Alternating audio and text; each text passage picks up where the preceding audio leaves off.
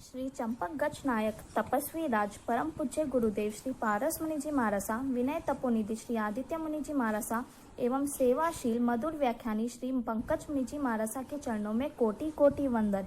आज मेरे गुरुदेव का छोटा सा परिचय देना चाहूंगी। गुरुदेव के संसारी पिता श्री बाबूलाल जी बाफना और संसारी माता श्रीमती सोहन देवी जी बाफना को नमन करती हूँ, जिन्होंने वीर पुत्रों को जन्म दिया है। गुरुदेव की दीक्षा वसंत पंचमी 31 जनवरी 1971 खंबात में भरवाला संप्रदाय के आचार्य भगवान श्री चंपक मुनि जी महारासा के द्वारा हुई। गुरुदेव ने 28 के पारने 28 4 महीने तक, पचोले का वर्षी तक, 4 का वर्षी तक, 3 का, 2 का, 1 का एवं उपवास का वर्षी तक अभी भी चल रहा है। गुरुदेव ने 49 मासकमन किए, जिसमें 41 उपवास की महान तपस्या भी शामिल है तथा अनेक 28 की तपस्या भी है। गुरुदेव ने 32 आगम का चिंतन किया और 14 शास्त्र कंठस्थ किए हैं। गुरुदेव से प्रेरणा पाकर 8 श्राविका एवं 4 श्रावकों ने दीक्षा ग्रहण की तथा 2 श्राविका एवं 5 श्रावकों को करेमी बंते का पाठ पढ़ाया और दीक्षा दी। गुरुदेव हिंदी, गुजराती, संस्कृत, प्राकृत, मराठी, मारवाड़ी आदि भाषा के जानकार है। गुरुदेव ने गुजरात, सौराष्ट्र, महाराष्ट्र, मध्य प्रदेश, राजस्थान, कर्नाटका, आंध्र प्रदेश, तमिलनाडु में विचरण किया है। गुरुदेव ने 2018 में हैदराबाद चतुर्मास किया था। गुरुदेव ने प्रवचन में तप की महिमा के बारे में बताया। आज इस वीडियो में मेरे गुरुदेव की सिखाई हुई और कही हुई बातें बताना चाहती हूँ। गुरुदेव कहते हैं, सुखी बनना है तो आओ जिन शासन में प्रवेश करो।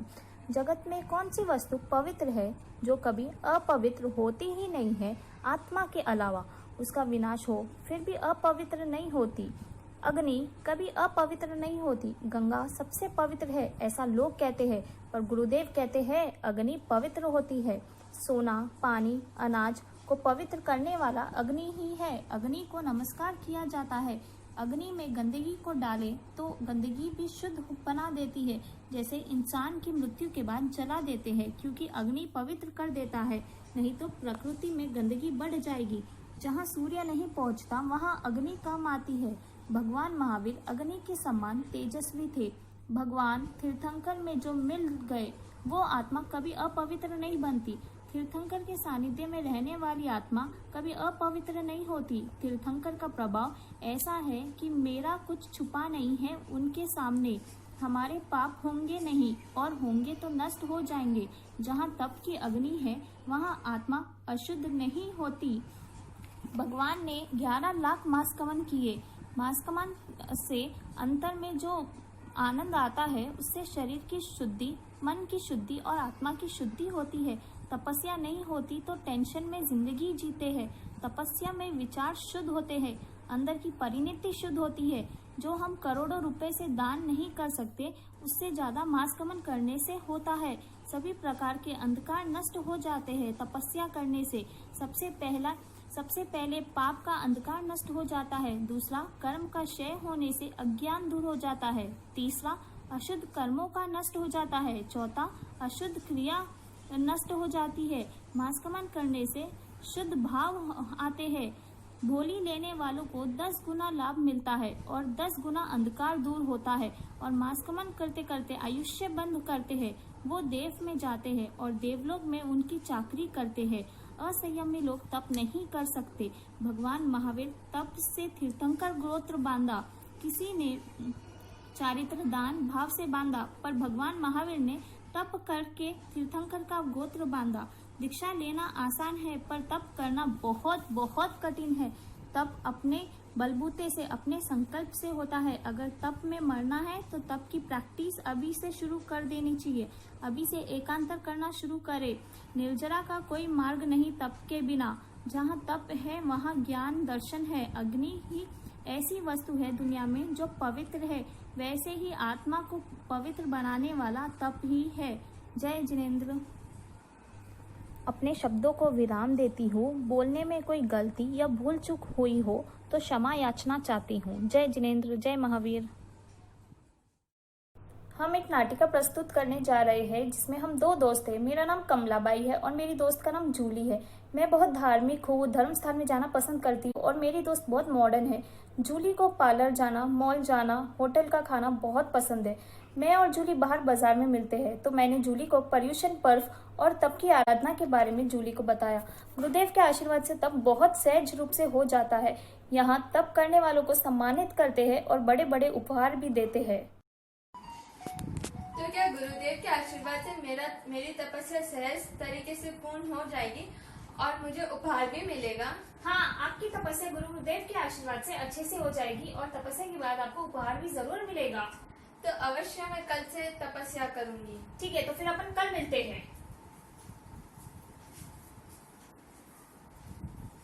जूली, ओ जूली, जूली, ये क्या आप नेल पॉलिश लगा रही हो? आपको गुरुदेव के चलना है आज पहला उपवास पचकने। हाँ, पर आज मेरे अपार्टमेंट में ना नेल पॉलिश का कंपटीशन है, इसलिए मैं वो लगा रही हूँ। आप ये नेल पॉलिश शाम में आके लगा सकती है। पहले मारसा के चलते हैं और पहला उपवास पचक लीजिए। उपवास पचकने से आपका उपवास बहुत अच्छे से हो जाएगा। ठीक है, मानसा उपवास। कमला बाई, आज उपवास हो गया, कल बेला फिर तेला भी हो जाएगा। मेरा उपहार कहाँ है? आपको आपका उपहार जरूर मिलेगा। थोड़ी शांति रखो, सब्र रखो, ठीक है? आपका टेला खत्म होने के बाद आपको उपहार जरूर मिलेगा। ठीक है, चलो फिर अपन कल मिलते हैं। कल मिलते हैं। जूली, ओ जूली, जूली, जूली, ये क्या आप ड्राइंग्स कर रहे हो, पेंटिंग कर रहे हो? जूली, आज तो आपको मारसा के जाना है, आज आपका बेला है। हाँ, चलो महाराजा के चलते हैं। चलिए, बिल्कुल। महाराजा बेला।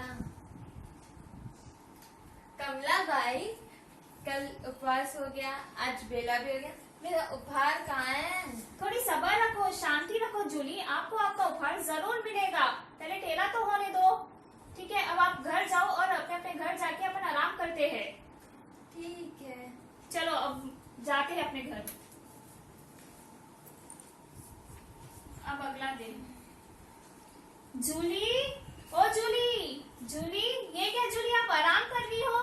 हाँ, मेरे पेट में तो बहुत चूहे दौड़ रहे, अब मैं और भूखी नहीं रह सकती। ऐसा नहीं बोलते हैं, गुरुदेव आपको तपस्या पचकाएंगे तो आपका तपस्या अच्छे से हो जाएगी। चलो मानसा के चलो और तीसरा उपवास पचक लो, जिससे आपका उपवास बहुत अच्छे से हो जाएगा। ठीक है कमला बाई। महाराजा तेला। कमला बाई, ओ कमला बाई, परसों उपवास हो गया, कल बेला हो गया, आज तेला भी हो गया, मेरा उपहार कहाँ है? आपको आपका उपहार जरूर मिलेगा। अध्यक्ष जी, मंत्री जी, जरा उपहार तो लाइए। ये लीजिए आपका उपहार। अरे वाह, बड़ा सुंदर उपहार है, मैं तो और तपस्या करूंगी। मेरी भूख तो उपहार देख के ही मर गई। क्या जूली, तुमने सिर्फ उपहार के लिए तपस्या की? तपस्या मन की शुद्धि, आत्मा की शुद्धि और कर्मों की निर्जरा के लिए की जाती है। उपहार के लिए तपस्या नहीं की जाती। उपहार तो बस प्रोत्साहन करने के लिए दिया जाता है। सही कह रही है आप कमला बाई, उपहार के लिए तपस्या नहीं करना चाहिए। मैं इसलिए ये उपहार नहीं स्वीकार करती हूँ और अगली बार से तपस्या करूंगी तो केवल अपने मन की शुद्धि और आत्मा की शुद्धि के लिए ही। जय जिनेंद्र। जय जिनेंद्र। इस नाटिका से हमें दो सीख मिलती है। पहली, गुरु कृपा होने से तपस्या करना आसान हो जाता है। जिसने आज तक तपस्या नहीं की वो गुरु के आशीर्वाद से तपस्या हो गई।